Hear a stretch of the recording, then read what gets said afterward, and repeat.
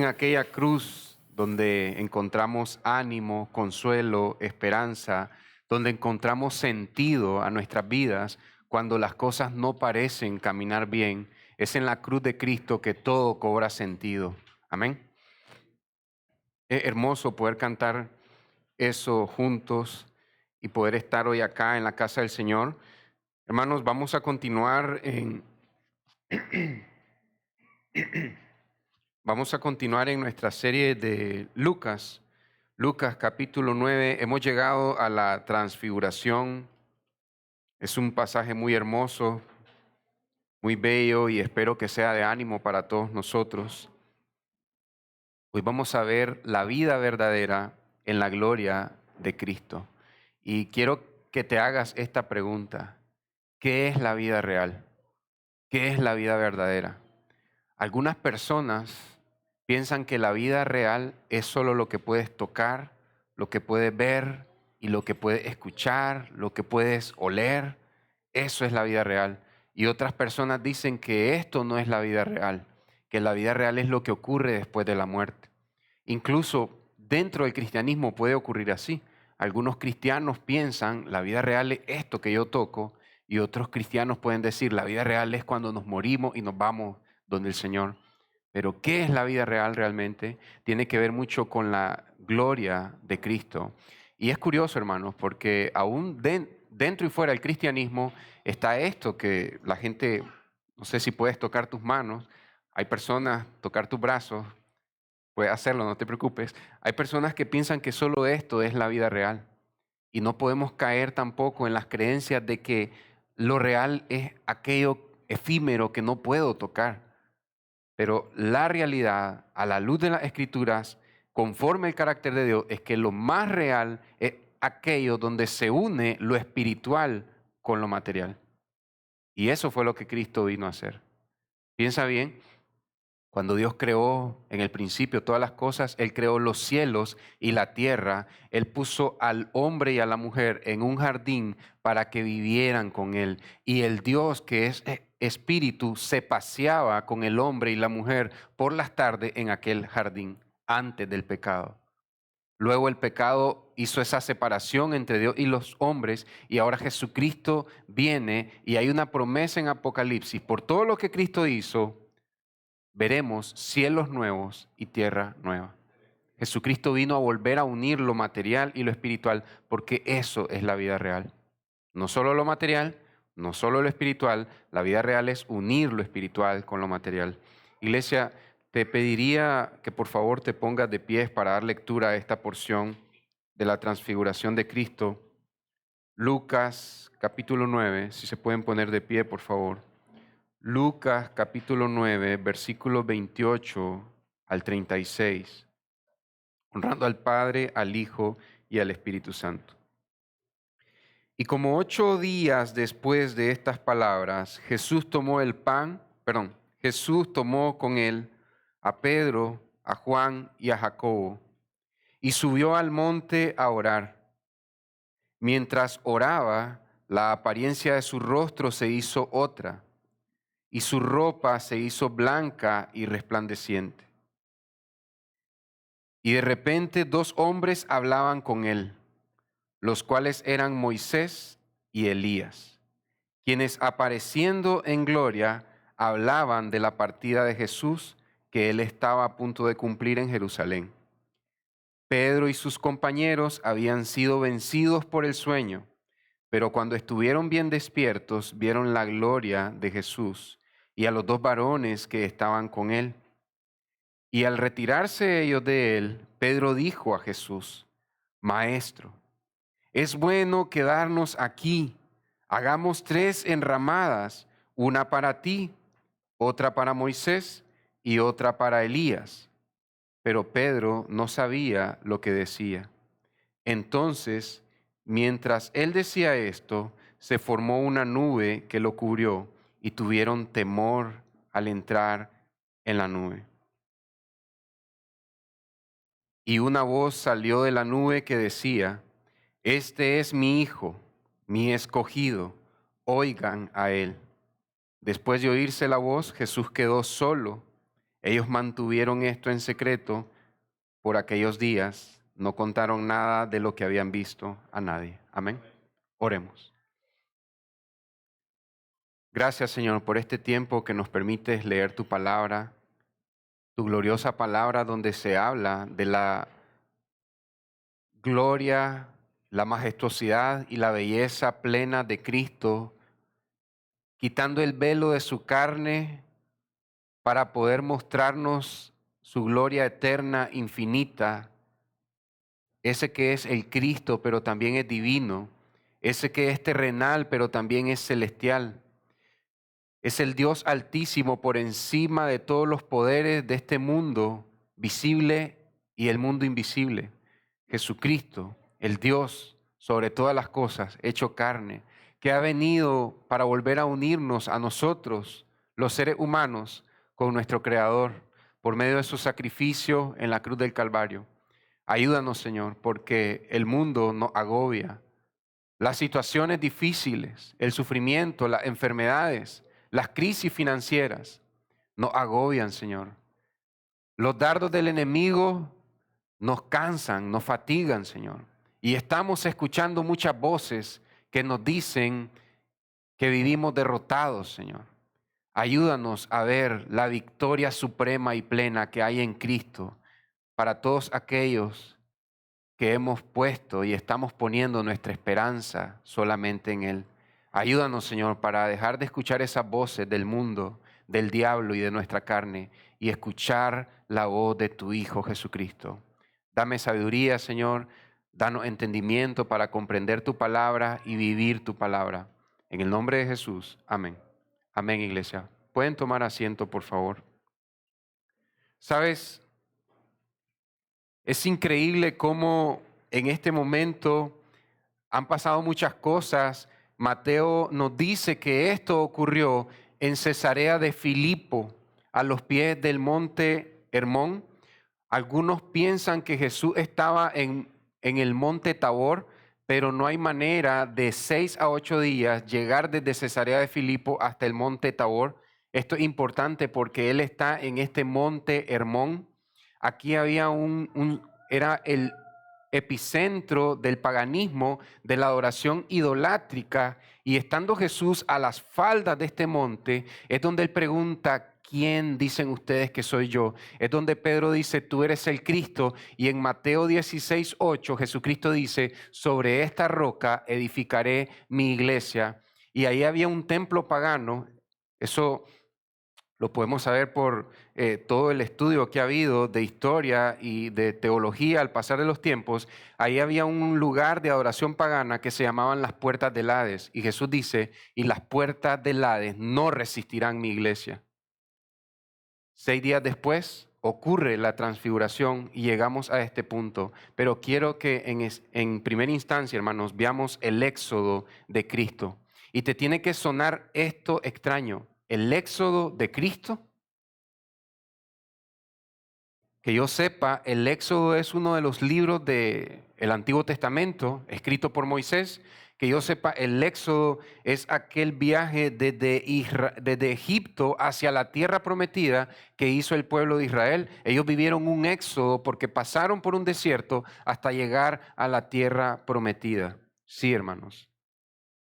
Israel, Dios mismo dijo a Faraón por medio de Moisés, refiriéndose a Israel: Faraón, deja ir a mi hijo.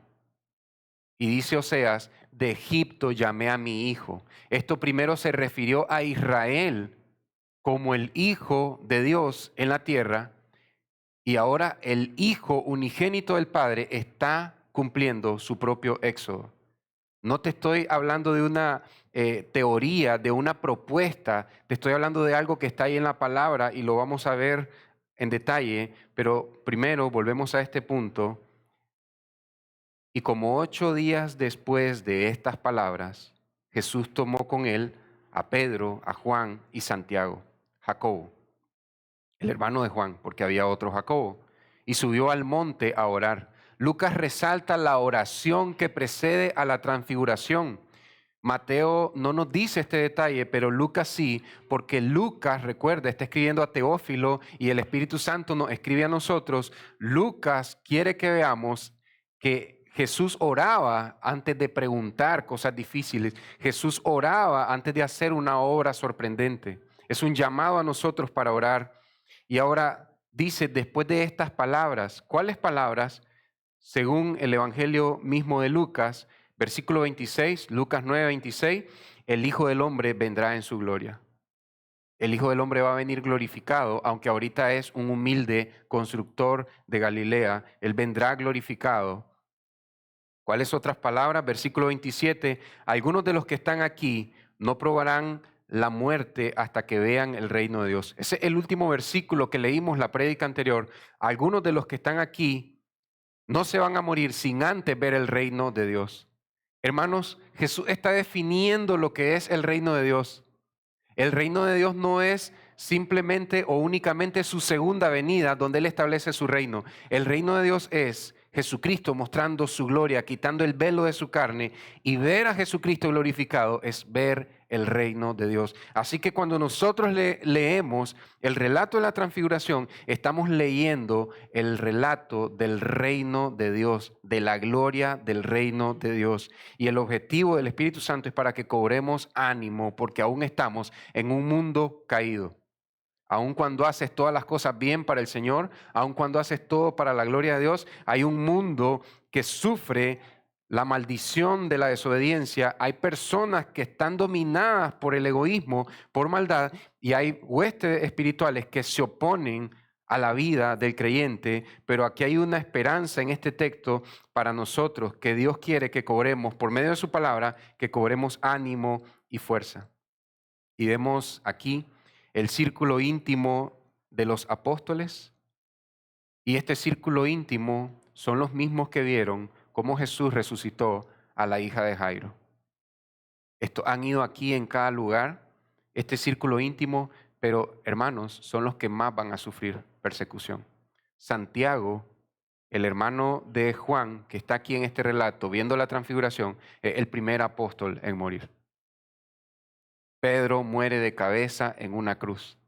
Y Juan fue pasado por aceite hirviendo, fue uno de los últimos en morir, pero todos estos hombres proclamaron con poder, con el Espíritu Santo, el Evangelio en los primeros capítulos del libro de Hechos. Entonces, tiene aquí este círculo íntimo y cómo Cristo fortalecía el círculo íntimo, no porque Jesús tuviera sus consentidos, sus mimados, no, porque es como una piedra que cae en el río y empieza a hacer ondas hasta los círculos más externos.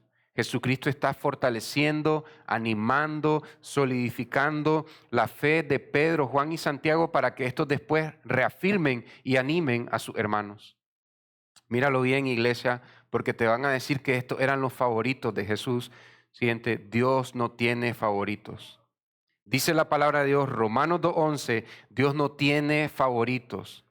¿Sabes que hay personas que dicen, cómo me mima el Señor? Yo soy de los consentidos de Dios porque Dios todo me da. Dios no tiene hijos mimados. Dios no tiene hijos preferidos. Dios tiene hijos por medio del Hijo unigénito. Santiago 2:1, Dios no hace acepción de personas. Dios no tiene favoritos. Y vamos a ver que Dios solo tiene un hijo y solo a ese hijo ama. Y eso a los cristianos nos da algo de pavor, porque decimos, entonces, ¿cómo me va a amar Dios a mí si solo tiene un hijo amado? Pero dice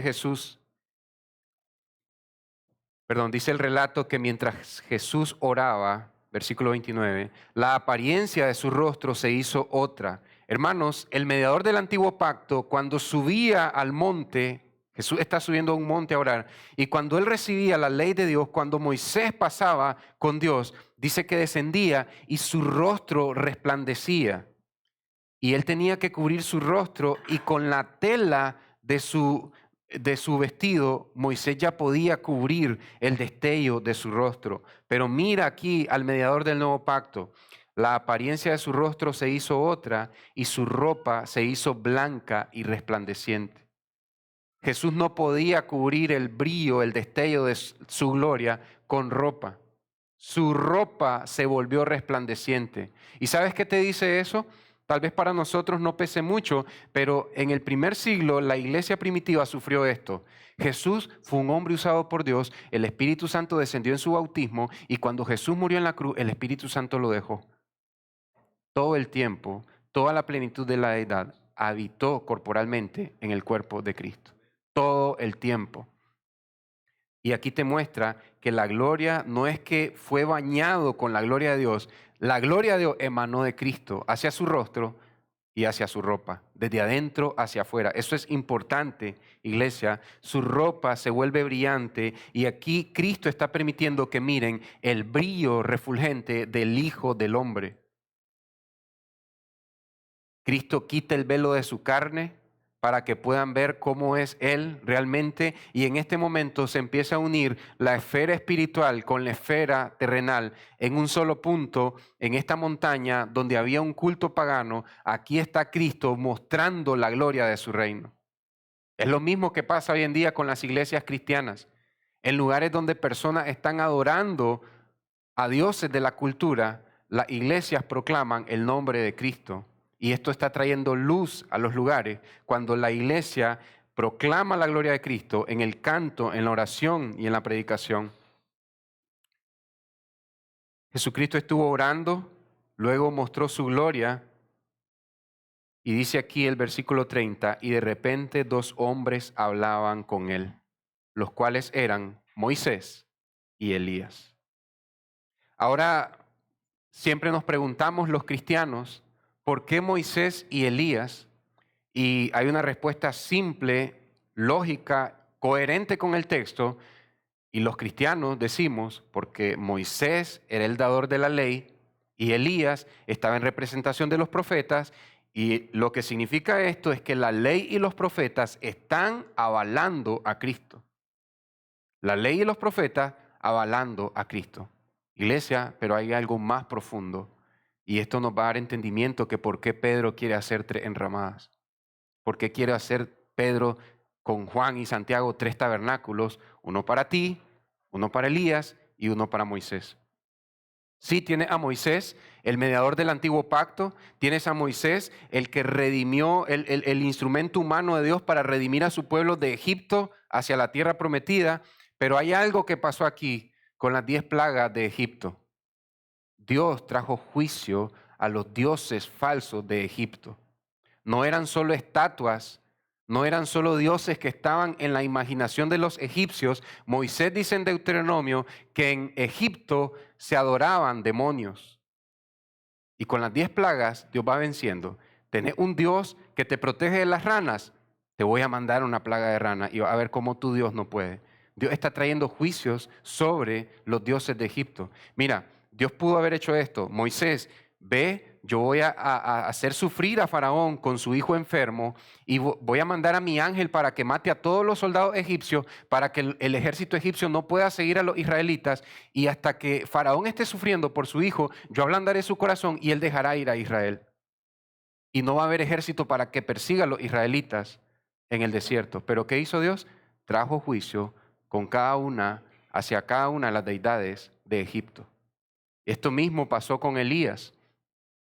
En los tiempos de Elías habían 400 sacerdotes de Baal y se entiende que eran israelitas, no eran importados. Eran israelitas que se volvieron sacerdotes de Baal, el dios fenicio, y Baal era el dios de la lluvia. Creo que es Primera de Reyes 17 que te dice que por 3 años no descendió la lluvia. Te dice Hebreos, te dice, o Santiago, te dice que Elías oró y por 3 años no cayó lluvia. Tienes al Dios de la lluvia, Baal, y por 3 años Baal no hace que descienda lluvia. Eso es un juicio espiritual que está ocurriendo. Luego, Primera Reyes 18, dice que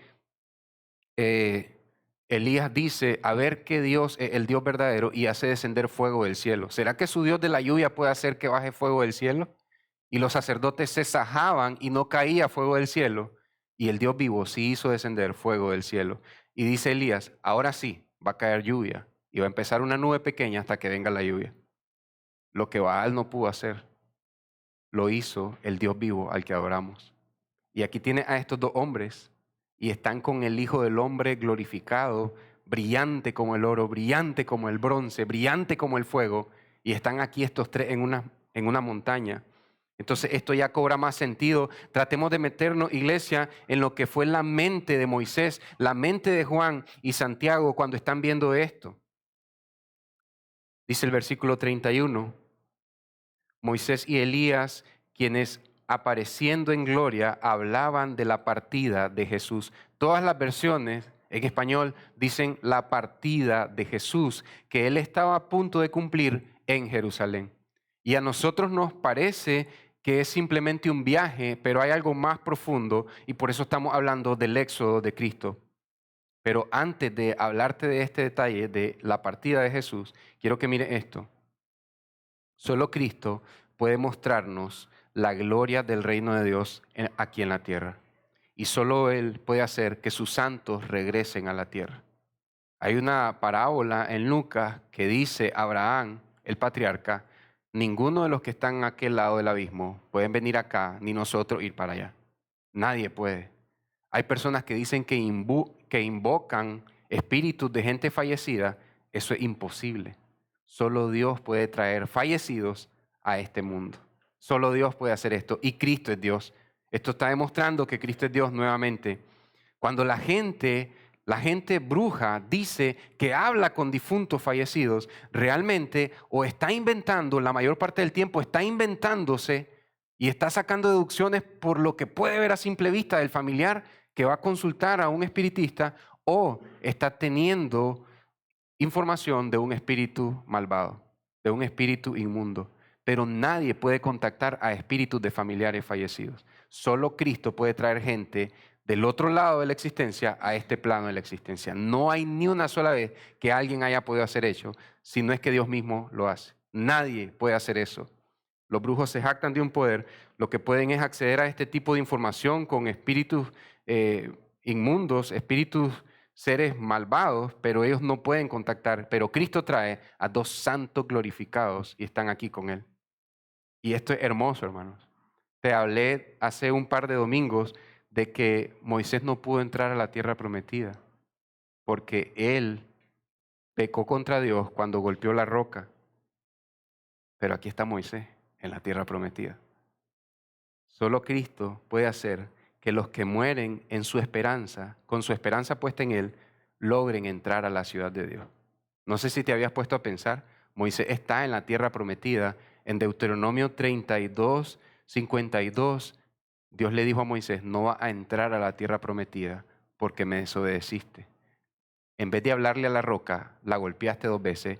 Y no solo eso, menospreciaste mi santidad delante del pueblo. No va a entrar a la tierra prometida. Pero cuando Cristo viene a la tierra a morir por los pecados de Moisés, Moisés puede entrar a la tierra prometida. Aquí está Moisés. Esta es la vida real. Moisés, en sus 5, 6, 7, 20 sentidos, está viendo la tierra prometida. Hermanos, hay esperanza para nosotros en Cristo. Incluso cosas que Dios nos dijo hasta aquí nomás, por la misericordia de Dios, por su bondad, Dios puede restituirlas, Dios puede regresarlas, regenerarlas, devolverlas a nosotros. Aquí está Cristo, la máxima autoridad del universo, de lo visible y de lo invisible. Entonces, Moisés y Elías hablaban con el Señor Jesucristo de su partida. Quiero que mire en griego la palabra partida. Es un poquito fácil porque las letras se parecen. Ahí dice éxodos. Hablaban del éxodo de Jesús que él estaba a punto de cumplir en Jerusalén. Moisés y Elías están hablando del éxodo de nuestro Señor Jesucristo. El éxodo que tuvo Israel y que Israel falló 40 años en el desierto, Jesús tiene un éxodo. Ya Jesús fue fiel en el desierto cuando Adán falló en un paraíso donde tenía toda la comida disponible. Adán falló tomando el fruto que no debía comer. Pero Cristo venció no haciendo la piedra en pan en el desierto. Y ahora Cristo tiene un éxodo, pero antes el pueblo de Israel, al que Dios llama a su hijo en representación de, esta es mi familia, el pueblo de Israel es mi familia, son mi hijo, Fallaron en el éxodo en el desierto. Ahora Cristo va a hacer un éxodo, pero no fuera de Israel, en Babilonia, en Asiria, como fue el exilio. Un éxodo, un exilio fuera de Israel. No, un éxodo dentro de Jerusalén, un éxodo dentro de la ciudad de Dios. De esto estaban hablando Moisés y Elías. Y ahora quiero que piense acá, hermano. No sé, todo este cuadro, Moisés viendo, wow, esta es la tierra prometida. Pero mira lo que pasa. ¿De qué está hablando Moisés? Siguiente. Moisés y Elías vieron al Hijo del Hombre glorificado y ya estaban libres de toda visión terrenal, libres de toda restricción carnal y terrenal, en el buen sentido, las limitantes físicas que tenemos nosotros. Moisés ya está libre de todo eso y se pusieron a hablar únicamente de la partida de Jesús hacia Jerusalén, donde él iba a morir por nuestros pecados. No hablaron de su gloriosa venida en el día final. No hablaron del fin de los tiempos, donde Jesús traería juicio cuando venga coronado de gloria, de majestad, con sus ojos como llamas de fuego, viendo cada uno lo profundo de nuestros corazones, en un caballo blanco, sacando una espada de su boca y trayendo juicio a las naciones, juzgando a todas las naciones, juzgando a todos los poderes espirituales. No hablaron de eso. Hablaron del sacrificio definitivo que sanaría a toda la ciudad de Dios, sanaría a todo el pueblo de Dios de su pecado. ¿Ves lo que piensan las personas espirituales sobre la redención de Cristo? Ese es el tema número uno de los que están en el cielo. ¿Cuál es el canto del Cordero? ¿Qué es lo que canta la gente que ya se nos adelantó y está en el cielo? Es por la sangre de Cristo que estamos aquí. Es por la sangre del Cordero que estamos aquí. Ese es el tema que predomina en el cielo. ¿Y a nosotros qué es lo que nos domina? Nuestros problemas, nuestras enfermedades, nuestros padecimientos, nuestras limitantes, la gente que nos ataca, la gente que nos acecha, la gente que hace guerra contra nosotros, las situaciones difíciles en un mundo caído, crisis financieras, las deudas que tenemos. Eso es lo que nos domina normalmente. Es por la debilidad de nuestra carne. Un día seremos completamente libres de eso, pero aún en tu mejor momento, hay un momento en que todos flaqueamos y empezamos a ver las cosas de una manera muy terrenal. Pero Cristo quiere que estemos todo el tiempo viéndolo a Él, a su gloriosa presencia. Punto número 1. Únicamente por el sacrificio de Cristo podemos regocijarnos en el reino de Dios. Si Cristo no se sacrifica por nosotros, no hay manera de que el reino de Dios nos cause gozo. Porque lo que estaría dominándonos sería el sufrimiento de este mundo caído, las carencias, nuestras enfermedades. Y dice el apóstol Pablo, si Cristo no hubiese resucitado, vana sería la fe. Y entonces los cristianos seríamos los más dignos de lástima. Pero como Cristo resucitó, y resucitó por lo que vino a morir por nosotros, y el Padre lo levantó entre los muertos, como Cristo vino a morir y como Cristo resucitó, hay esperanza para nosotros. Hay una razón de vivir. Vale la pena aún el sufrimiento, las privaciones y las limitantes que corremos en este mundo. Pero, ¿qué voz está escuchando? No vale la pena vivir así. ¿Por qué nací en Nicaragua? ¿Por qué nací pobre? ¿Por qué nací con esta enfermedad? ¿Por qué heredé esta enfermedad de mi mamá? ¿Por qué heredé este padecimiento congénito de mi papá? Cristo viene a limpiar no solo nuestra alma, viene a limpiar nuestra sangre. Viene a limpiar la sangre del linaje de Adán. La Biblia habla la fe en Cristo y en su sacrificio, la fe en su sangre preciosa derramada para limpiarnos a nosotros. Quiero que mires, hermano, la gloria de Cristo. Vamos a ver los versículos 32 y 33. Dice el versículo 32, Pedro y sus compañeros habían sido vencidos por el sueño, pero cuando estuvieron bien despiertos, vieron la gloria de Jesús y a los dos varones que estaban con él. Tenemos que estar despiertos. Y para ellos fue quizás dormirse porque ya era noche, no le aguantaban el gas a Jesús. Jesús podía amanecer orando desde las 10 de la noche, desde las 6 de la tarde hasta las 5 de la mañana, y ellos se dormían, tal vez aguantaban hasta las 3, hasta las 2. En un momento que el sueño los venció físicamente hablando, hasta que despertaron vieron la gloria de Cristo. O sea que ya Moisés y Elías tenían rato de estar hablando del éxodo de Cristo. Y ellos se despertaron por el resplandor, quizás ya era de noche probablemente, ellos se despiertan por el resplandor, pero aquí hay algo para nosotros. Hasta que estamos despiertos en nuestras mentes, en nuestros corazones espiritualmente, podemos ver la gloria de Cristo en este mundo de sufrimiento. Amén. Efesios 5, 13 al 15, siguiente. Pero todas las cosas se hacen visibles cuando son expuestas por la luz. Esta es la luz de la palabra de Dios, esta es la luz de Cristo. Pues todo lo que se hace visible es luz. Por esta razón dice, despierta tú que duermes. Gracias a Dios nadie se está durmiendo ahorita, físicamente hablando, pero puede ser que algunos de nosotros estemos adormecidos espiritualmente. Y aquí dice la palabra del Señor, despierta tú que duermes y levántate de entre los muertos y te alumbrará Cristo. Cristo es la luz que nos puede despertar. Nosotros no sabemos cuántos de aquí ya hemos sido despertados y cuántos aún duermen espiritualmente y están viendo su vida de una manera terrenal, como lo hacía Caín, como lo hacía Esaú, y siguen pensando en ellos de manera terrenal. Y aquí dice, Dios en su misericordia y su gracia, no dice condenación, no dice rechazo. Despiértate tú que duermes y te alumbrará Cristo. Esto es amor, esto es misericordia. Cuando estamos adormecidos, aún como cristianos, nos adormecemos espiritualmente. Una semana adormecidos de viaje, fríos, enfriados. ¿Y qué dice la palabra de Dios? Despiértate y te alumbrará Cristo. Por tanto, miren la advertencia de Pablo a la iglesia en Éfeso. Tengan cuidado, oh iglesia, tengan cuidado cómo andan, no como insensatos, sino como sabios. No como Caín. El pecado no es un problema. Mis problemas se resuelven en el campo. No como Esaú, lo que necesito es un plato de lenteja. No necesito bendiciones espirituales. A mí no me interesa eso que dice la Biblia. El Señor lo ha bendecido con toda clase de bendiciones espirituales en los lugares celestes. Yo quiero bendición aquí. No anden como insensatos, sino como sabios.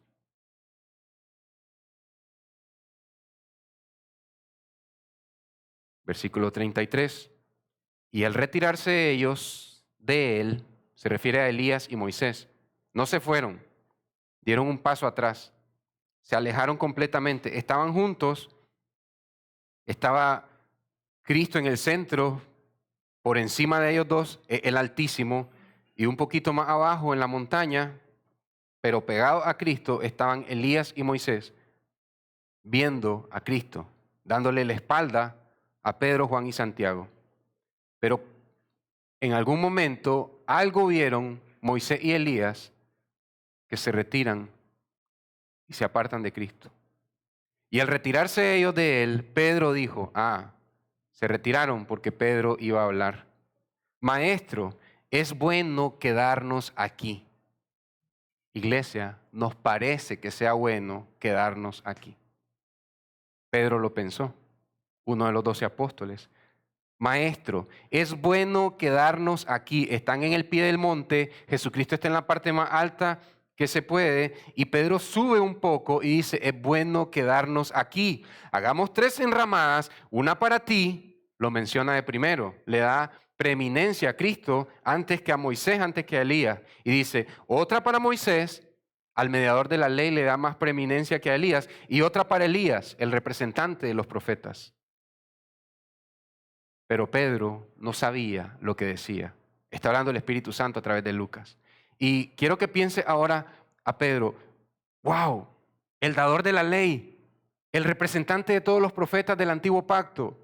Tenés a un hombre que puede traer las 10 plagas que Dios mandó a Egipto.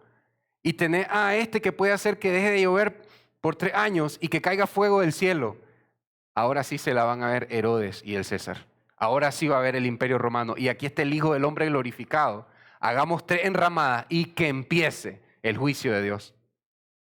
Pedro ya está viendo la segunda venida, ya le parece que empieza el juicio del Hijo del Hombre glorificado, porque Jesús le dijo, les digo que hay algunos de aquí que no van a probar la muerte hasta que vean venir el reino de Dios. Y Pedro dice, estos son los juicios de Isaías, de Sofonías, de Ezequiel, de Jeremías, el juicio final contra todas las naciones. Hay que hacer 3 enramadas, una para Cristo, el Hijo del Hombre, ese que se mira que está Yahvé en el trono, pero está Yahvé aquí. Tienes como una visión de Daniel, está Jehová en el trono y está Jehová aquí. ¿Cómo es eso? Tiene al Hijo del Hombre y tiene a estos 2 profetas poderosísimos. Ahora sí se armó. Ahora sí se armó. Es bueno que hagamos 3 enramadas y es bueno que nos quedemos aquí. Pero dice Lucas, Pedro no sabía lo que decía. Hermanos, un detalle importante que no podemos dejar de mencionar, lo menciono nuevamente, el mediador del antiguo pacto da un paso atrás y el profeta de profetas se aparta para que cuando Pedro se dirija al Hijo del Hombre no haya nadie más. Estaban cerca, estaban viendo a Jesús, pero cuando Pedro viene, ellos se apartan de Jesús para que, es como quien dice, si va a hablar con personas celestiales, háblale a él. Y dice Elías, ¿quieres hablar con alguien del cielo? Aquí está, el Hijo del Hombre. Elías y Moisés se apartan porque no hay otro mediador en el cielo dado a los hombres, no hay ningún otro nombre en el cual podemos ser salvos que Jesucristo, hombre, Dios y hombre. Los santos que están en el cielo, cuando hablas a Jesús, se apartan. Ahí está. Se retira Moisés y Elías, el mediador del antiguo pacto. Pedro está en el antiguo pacto y su mediador se aparta para que él hable con el mediador del nuevo pacto. Dios hecho hombre. Refiérete únicamente al Hijo glorificado, a Jesucristo. La mente humana concluye que lo mejor es quedarnos aquí.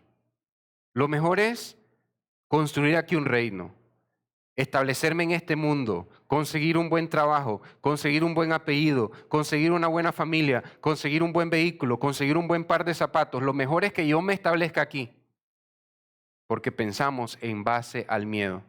Imagínate, si yo no logro crear una cuenta de ahorros y viene una crisis a mi familia, ¿de dónde voy a sacar para la medicina? Sí, iglesia, recuerda, puedes depender de Dios y adquirir recursos, pero no puedes depender de los recursos y usar a Dios. Eso es incredulidad. Dependo de mis recursos y uso a Dios. ¿Pero qué es fe? Dependo de Dios y uso los recursos que Dios me permita. Amén. La mente humana piensa en base al miedo. Y quiero decir algo, iglesia, el miedo es tu aliado. Cuando un hombre va muy rápido, o una mujer también, en un vehículo, y mira que viene una curva, la persona va a soltar el acelerador y va a frenar un poco, porque viene una curva. ¿Por qué? Tengo miedo de agarrar la curva muy rápido, darme vuelta e irme, o golpear, estampar o golpear a alguien o accidentarme yo. La persona suelta el acelerador y pisa el freno por miedo a que pase algo. Cuando miras que hay 2 cables de electricidad que están pelados, tengo miedo de electrocutarme, voy a buscar algo para poder tocar esos y manipular esos cables. El miedo es tu aliado en este mundo natural, pero para las cosas espirituales, muchas veces el miedo nos impide dar pasos de fe. Mira lo que dice Marcos 9:6. Lucas no nos dice por qué es que Pedro no sabía lo que decía. Lucas te dice, a Pedro se le ocurrió que lo mejor era hacer 3 enramadas, 3 tabernáculos de los que hacían los israelitas. Pero Pedro no sabe lo que dice.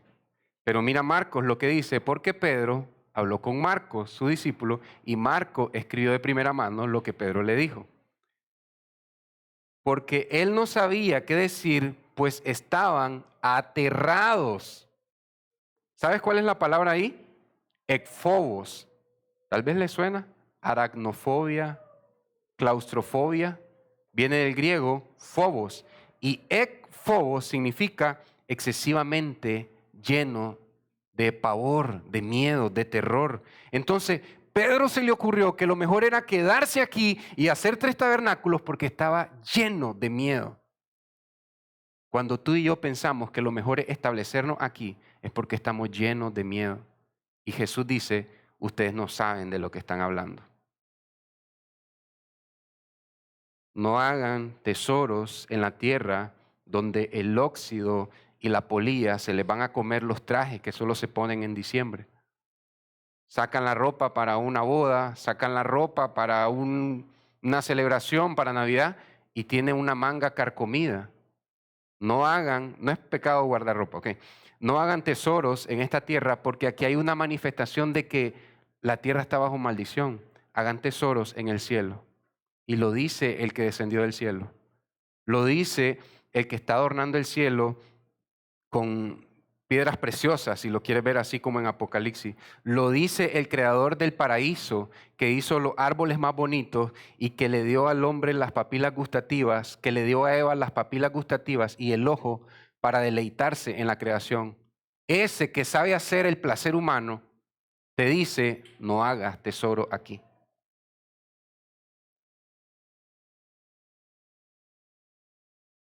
Pero Pedro no sabía lo que estaba diciendo porque estaba lleno de miedo. Míralo, iglesia. Punto número 2. El miedo racional a veces es nuestro aliado, pero no puede entender el reino de Dios y nos impide entender a Cristo. ¿Sabes qué? Me temo que quizás algunos de los hombres que están acá o algunas de las mujeres ya llevan varias prédicas escuchando el mismo mensaje, solo que en otra porción distinta, y va avanzando la serie de Lucas y dicen, es que el pastor habla así porque él es el pastor de la iglesia. No, hermanos. Jesucristo se refirió a todos sus discípulos, no solo a los 12 apóstoles.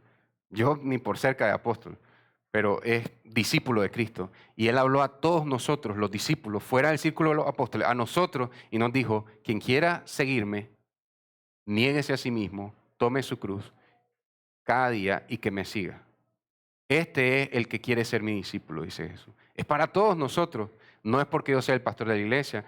Y cuando hablamos de estas cosas, de que no hagamos tesoros en la tierra, puede ser que alguien acá diga, el pastor porque tiene su par de zapatos. O tal persona de la iglesia dice eso porque él tiene su vehículo. Tal persona dice eso porque tiene su casa. ¿Y sabes que esa voz no es tuya? No son tus pensamientos. El hombre no piensa así. El primero en pensar así fue Satanás en el libro de Job. Le dice Dios, ¿has visto a mi siervo Job? Qué fiel que es conmigo, piel por piel, te sirve por todo lo que le has dado. Por eso te es fiel. El que piensa así es Satanás. El mismo que le puede decir a un hijo de Dios, se lo dijo al hijo glorificado, acaba de decir Dios en tu bautismo que sos su hijo amado y ya llevas 40 días de hambres. ¿No dice acaso los salmos, no ha visto justo desamparado ni su simiente que mendigue pan? Y aquí estás vos sufriendo hambre en el desierto. ¿Cómo es que sos el hijo amado de Dios? A los otros sí lo ama. A Caifás, a Herodes, porque les da de comer y les da palacios. Pero a vos te tiene aquí en el desierto y vos sos el hijo de Dios. Así piensa Satanás. ¿Qué piensa Satanás? Cuando los hijos de Dios no tienen cosas, Dios no los ama. Y cuando un hijo de Dios quiere animar a otro y este hijo de Dios tiene algo, pero él habla así porque tiene. Y ahora yo te preguntaría, ¿y por qué la Biblia habla así? ¿Y por qué Cristo hablaba así si era un humilde carpintero? No escuchemos esas voces que están ahí. No son humanas, son espirituales. Esta persona te habla así porque no está pasando lo mismo que vos.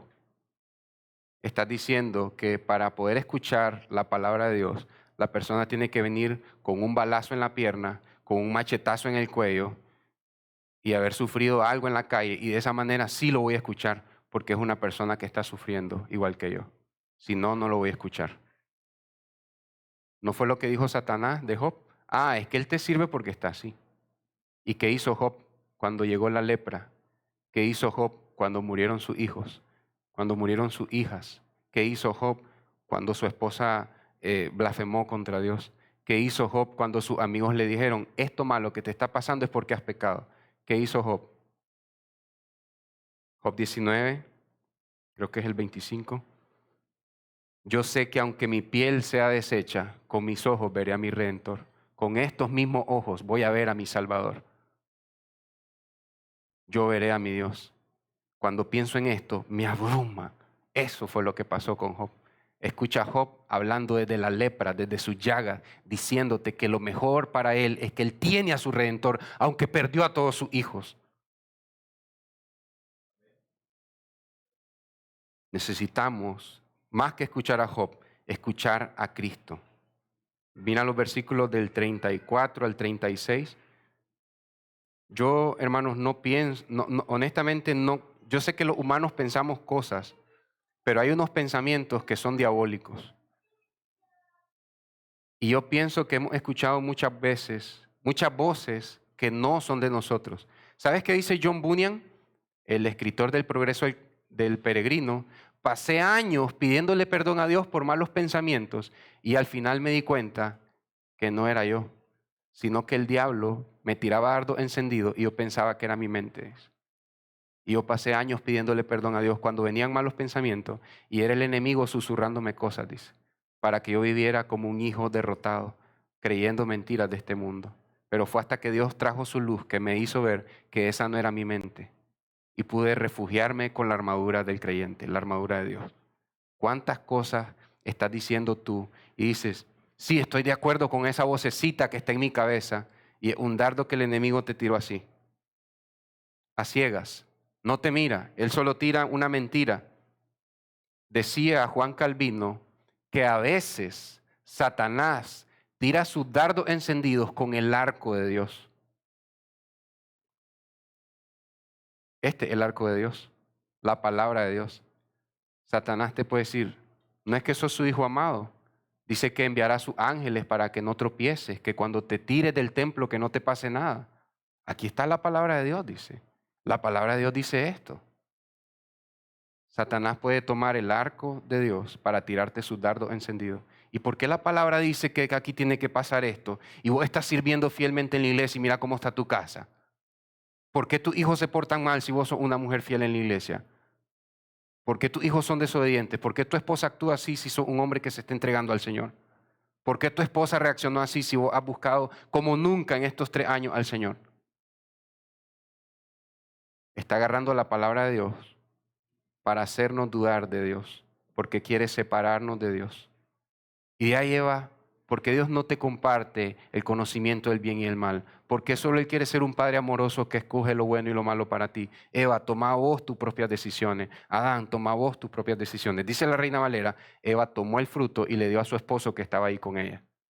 Estaban hombro con hombro. No es que Adán andaba allá. Yo no estaba, Señor. Vos me la diste y ella falló. No, estaban los dos y Adán dijo, me gusta este negocio, ser mi propio Dios. Satanás habla así y por eso es que no ha empezado a vivir estas últimas prédicas del capítulo 9.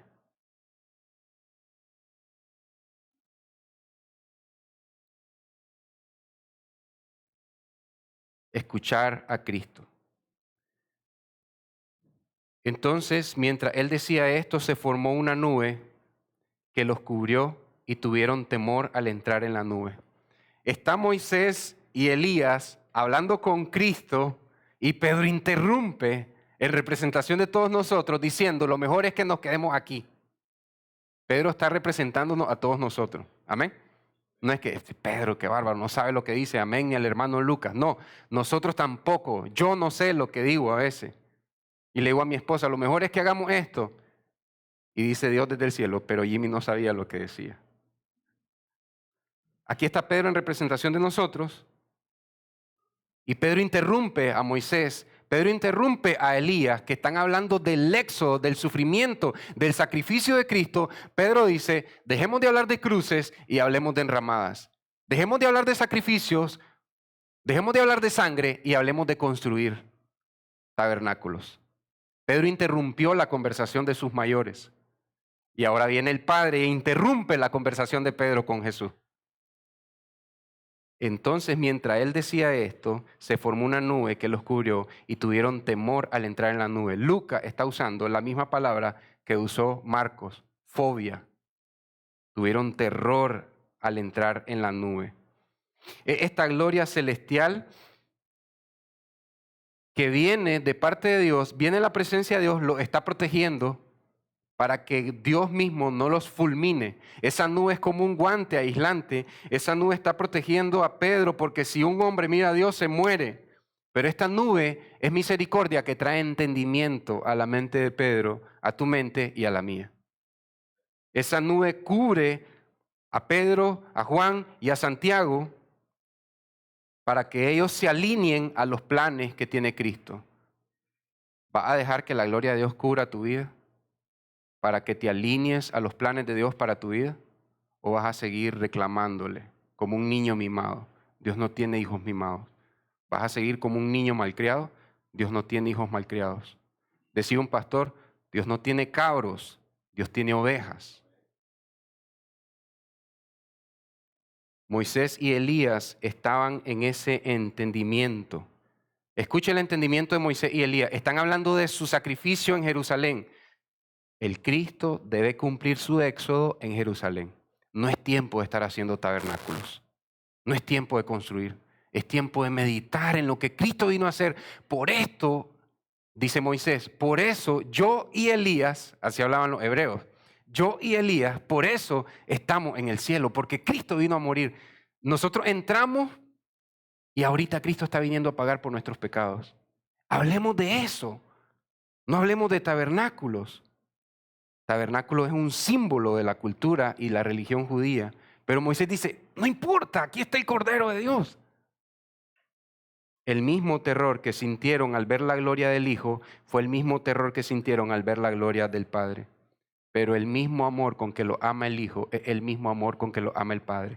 No los mató, les reveló estos misterios que estuvieron escondidos todo el Antiguo Testamento. Les reveló al círculo íntimo para que después ellos fortalezcan a sus hermanos.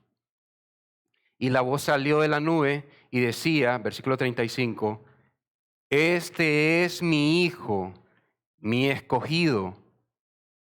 Algunos manuscritos dicen, como dijo Dios en el bautismo, este es mi Hijo, mi amado. Oigan a Él. ¿Sabes qué está haciendo Dios ahorita? Pedro, no es cuestión solamente de que la ley y los profetas están avalando el sacrificio de mi Hijo. Los salmos, en representación de los escritos, dicen, yo le dije a Jesús, tú eres mi Hijo. Pídeme lo que quieras y te daré las naciones. Salmo 2, versículo 7. Ciertamente anunciaré el decreto que el Señor me dijo. Mi Hijo eres tú. El Padre refiriéndose al Hijo. Salmo 2, 7. Aquí están los escritos avalando que Jesucristo es el Hijo de Dios. Y luego dice Dios, este es mi Hijo, mi escogido, en Lucas, ¿verdad? Dice Isaías 42:1, este es mi siervo, a quien yo sostengo, mi escogido, en quien mi alma se complace. ¿Te suena esto? ¿Te recuerda el bautismo de Cristo? Este es mi Hijo, en el cual mi alma tiene complacencia. Y después dice, a Él es que van a escuchar. ¿Qué dice Deuteronomio 18:15?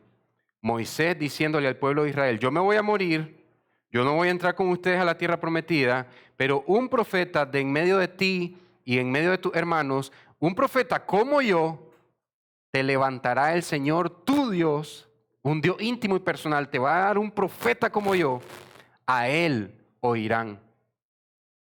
Esto es lo que dice Dios. Los escritos, los profetas y la ley coinciden en que este es mi Hijo, en el cual me complazco, mi escogido, y a Él tienes que escuchar. ¿Sabes que Dios aquí está profetizando? No mandó un profeta. Moisés y Elías guardan silencio y Dios mismo profetiza a Pedro, a Juan y a Santiago. Y Dios mismo en Lucas 9 nos está profetizando a nosotros y nos dice, Jesucristo es mi Hijo amado, en Él me complazco, a Él escúchenle, no tengo ningún otro hijo. los cristianos debemos de refugiarnos en Cristo, para que Dios nos dé el amor con el que ama a su Hijo. Aquí hay algo grandioso, hermano. En el principio Dios creó los cielos y la tierra. Dios hizo a seres espirituales e hizo al hombre del polvo de la tierra y puso en él su espíritu e hizo estos seres espirituales que los conocemos como ángeles, pero el Antiguo Testamento le llama los hijos de Dios. Luego, Lucas dice que Adán era el hijo de Dios antes del pecado, pero Adán pecó y fue destituido de la gloria de Dios. Luego, Dios dice, todas las naciones están perdidas en oscuridad, tomo a Israel, mi hijo. ¿Qué está diciendo Dios con mi hijo? Esta es mi familia. Los que hacen mi voluntad son mi familia. Los ángeles que fueron sostenidos en la gracia de Dios y hasta el día de hoy son obedientes a Dios, siguen siendo hijos de Dios en perfección. Los santos que han ido allá son hijos de Dios por medio de Jesucristo el Hijo. El pueblo de Israel en toda la narrativa del Antiguo Testamento siempre fue el Hijo de Dios, la única nación que era la familia de Dios. Pero ahora a los que le recibieron se les dio el derecho y la potestad de ser llamados hijos de Dios. Pero hay algo aquí, algo que nos supera a todos nosotros, a los ángeles y a los seres humanos. Dios dice, este es mi hijo amado en el cual me complazco. Esta es mi familia. Este Jesús es el que me representa aquí en la tierra. A él escúchenlo. ¿Pero qué quería Pedro? Yo pienso que ya está cambiando de idea, pero Pedro quería, es bueno que nos quedemos aquí y hagamos 3 enramadas. Dios le dice, no, escuchen a mi hijo. ¿De dónde saca Pedro esto? Decimos, de su temor, de su terror. Por eso Pedro piensa así, pero hay algo más. Pedro ahorita tiene una mentalidad de siervo. Y nosotros somos hijos, pleca, siervos. Pero Pedro ahorita está pensando, me diste una descripción de trabajo, yo soy tu maestro, yo soy tu discípulo, tú eres mi maestro, te voy a seguir, y a los rabinos se les trata bien, con estima. Necesito hacer enramadas para Elías, para Moisés, ya viene el juicio de Dios, estoy siguiendo mi descripción de trabajo como un siervo fiel. Y dice Dios, no se trata de siervos, se trata de hijos. Refúgiense en el Hijo. Mira qué es lo que pasa, siguiente, Génesis 22:5. Cuando Abraham iba a sacrificar a su hijo Isaac, conste que Dios le dice, entrégame a tu hijo, tu único hijo a quien amas. La primera vez que la Biblia nos dice tu hijo amado es en Génesis 22 y se refiere al hijo de Abraham, a Isaac. Entonces Abraham va con su hijo, con la leña, con 2 criados, 2 siervos, 2 esclavos y un asno. Cuando Abraham va a subir a la montaña, él dice a sus siervos, mentalidad de siervo, quédense aquí con el asno, siervos y animales al pie del monte. Y Abraham el padre sube con el hijo a la cima de la montaña a adorar a Dios. Solo el hijo y los siervos quedan abajo. ¿Qué está diciendo Abraham? Mi hijo Isaac me sirve, mis siervos me sirven, pero mis siervos llegan hasta aquí. El único que va hasta arriba, a lo alto, a lo más íntimo, es mi hijo, que es mi siervo y es mi hijo, Isaac. ¿Qué dice Dios? Solo en la intimidad, por medio de mi hijo, me sirves para siempre. Porque yo quiero familia, no esclavos. Familias que por libertad y por amor me escojan a mí antes que el mundo. Dios quiere hijos que le sirvan y no solo siervos que le sirvan. Pero hoy en día, tristemente, los evangélicos nos enfocamos en servir es servir. Y de ay Dios, ¿y por qué no me das si te estoy sirviendo fielmente? Mentalidad de siervo. Ya cumplí con mi descripción de trabajo y no me has dado esto. El Hijo amado de Dios cumplió mejor que tú y que yo su descripción de trabajo y Dios le dio desierto, hambre, cruz, sacrificio, derramamiento de sangre, salivazo en la cara, burla del pueblo y cumplió mejor que tú y que yo su descripción de trabajo. ¿Y qué dice Jesús? Me complace hacer la voluntad de mi Padre. ¿Y nosotros? ¿Y de ahí Dios? ¿Por qué solo los otros hermanos? ¿Por qué nosotros no?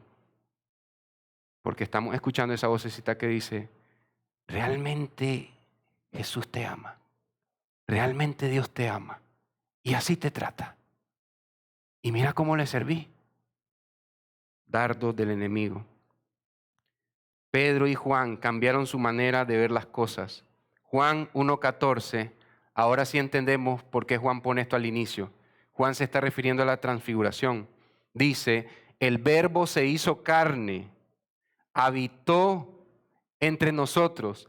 Nosotros estábamos de locos queriendo hacer tabernáculos, pero el mismo Dios encarnado se tabernaculizó entre nosotros. Y vimos su gloria, la gloria como del unigénito del Padre, lleno de gracia y verdad, misericordia y fidelidad. ¿Qué significa esto? Su fiel amor de pacto. El Cordero de Dios muere para perdonar nuestros pecados. Esa es la gloria suprema del Hijo. Y dice Pedro en su carta, muchos años después, el anciano Pedro, ya próximo a morir en Roma, 2 Pedro 1:16, porque cuando les dimos a conocer el poder y la venida de nuestro Señor Jesucristo, no seguimos fábulas ingeniosas, inventadas, sino que fuimos testigos oculares de su majestad. Pues cuando Él recibió honor y gloria de Dios Padre, la majestuosa gloria le hizo esta declaración: este es mi Hijo amado, en quien me he complacido.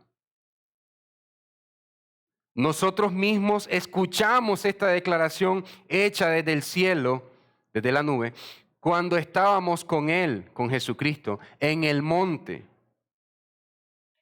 Y así tenemos la palabra profética más segura. ¿Qué cosa? Que Dios profetizó que Jesús es su Hijo, a la cual ustedes hacen bien en prestar atención, como a una lámpara que brilla en lugar oscuro, hasta que el día despunte y el lucero de la mañana aparezca en sus corazones. Jesucristo.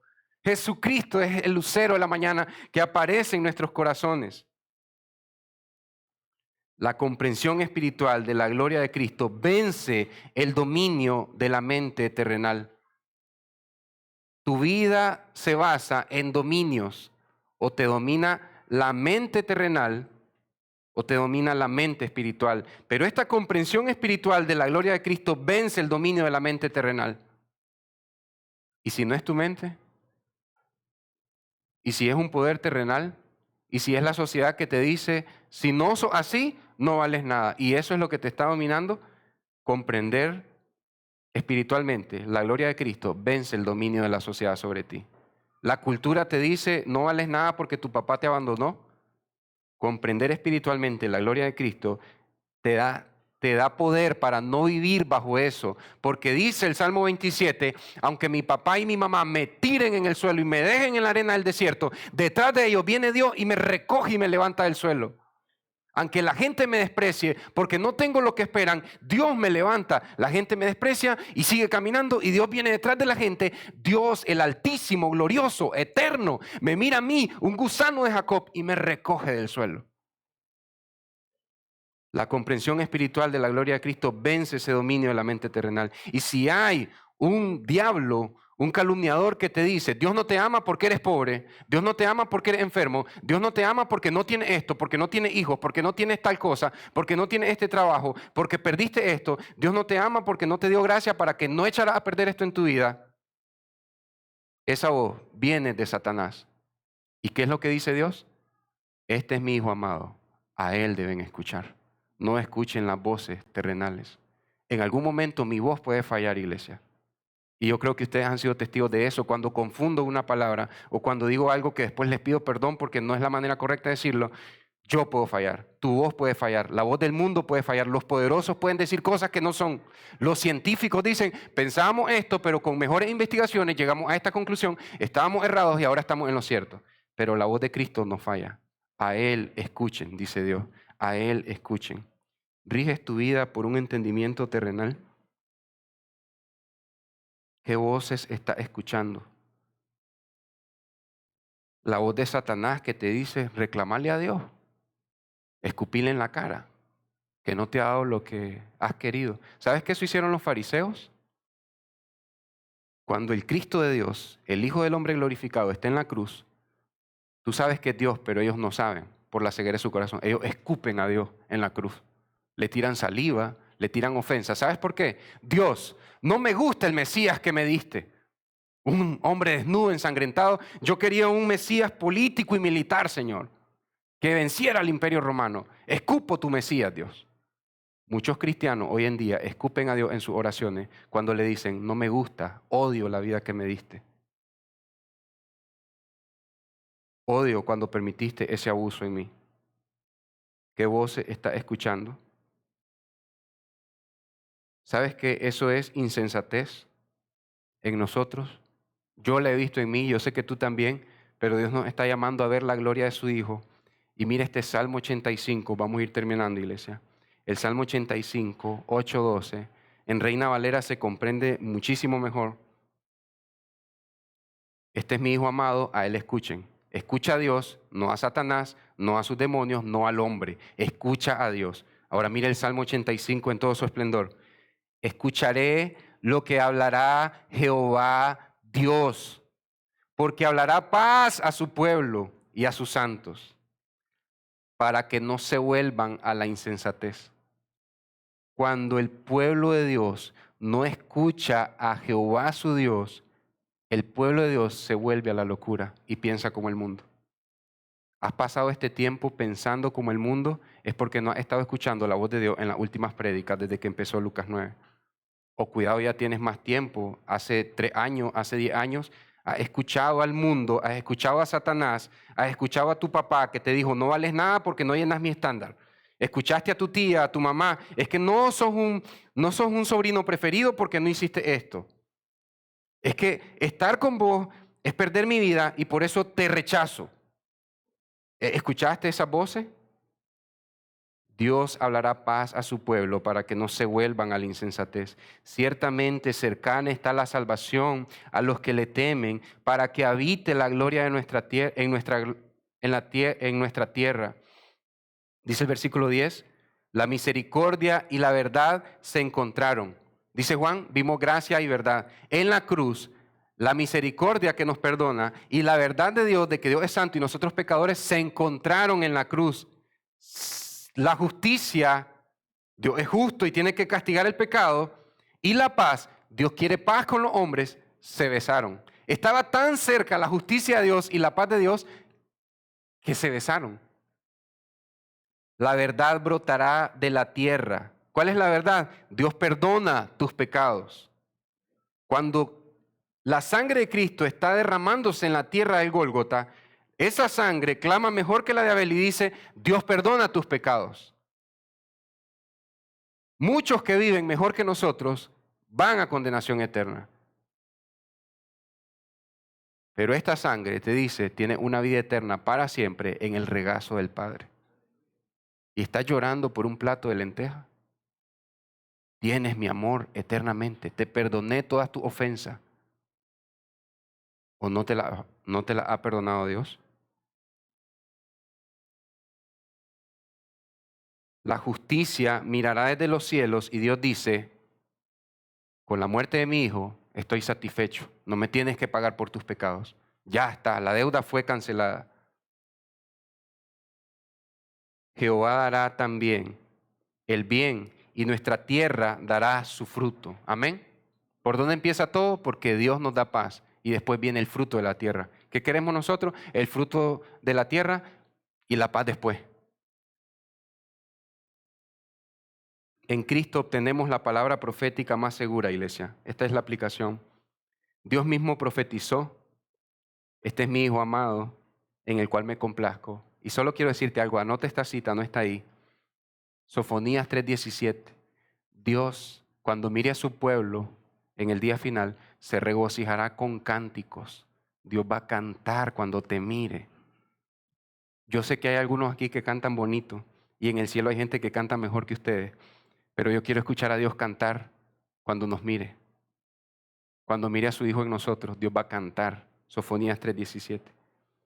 El cristianismo no consiste en activismo terrenal, hacer enramadas, hacer templos, construir iglesias y todo eso desconectado del carácter de Dios. El cristianismo consiste en escuchar al Hijo de Dios y vivir de corazón bajo la autoridad de su Hijo. Hermanos, hagamos de nuestros corazones el trono de Cristo, donde Jesús se sienta a reinar. Pedro quería que Jesús entrara a Jerusalén y Dios le dice, yo quiero que mi hijo entre en tu corazón y que se siente en el trono de tu corazón. El trono de Jerusalén, dejémoslo para el final de los tiempos. Ahorita yo quiero tu corazón. Vive conforme a los propósitos de Dios para tu vida y aquí está la vida real. Esto es la vida verdadera, vivir la voluntad de Dios. Esa es la vida real, donde el cielo y la tierra se unen. Amén.